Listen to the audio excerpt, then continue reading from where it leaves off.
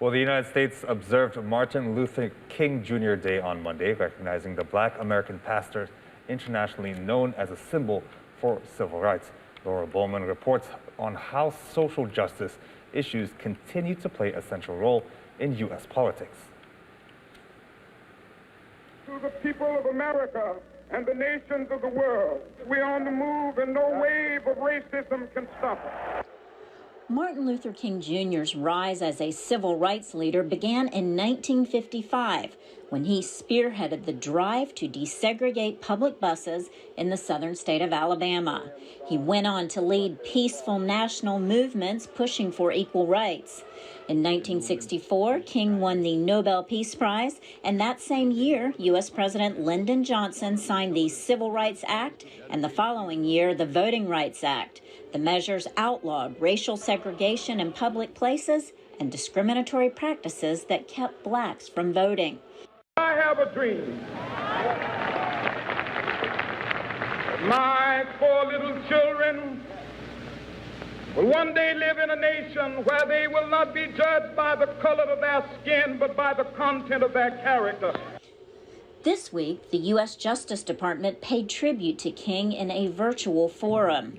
Dr. King has had a tremendous impact on all our lives, and his legacy of hope and his fierce commitment to justice and equality remain present in our day-to-day work at the Civil Rights Division.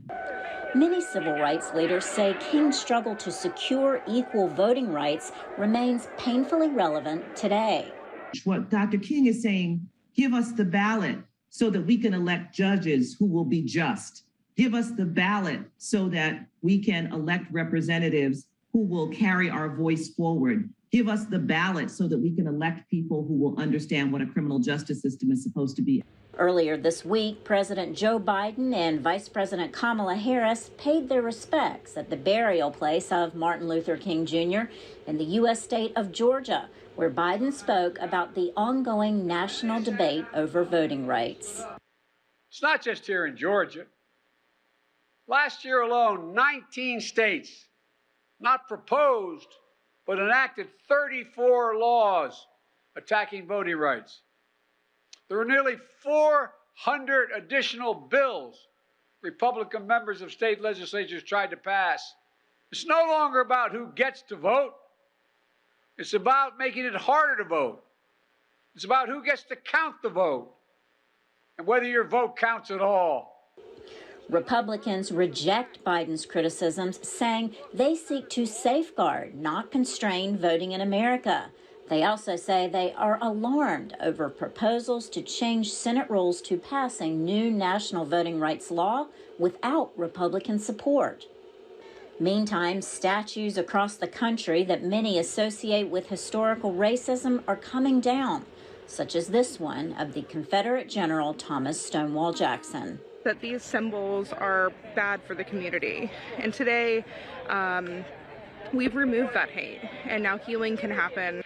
And I've seen the promised land.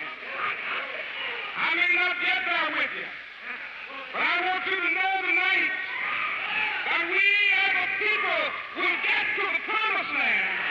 King was assassinated in 1968, but decades later, his famous words still inspire many to keep working for racial justice, an issue that remains a central part of America's national dialogue. Laurel Bowman, VOA News, Washington.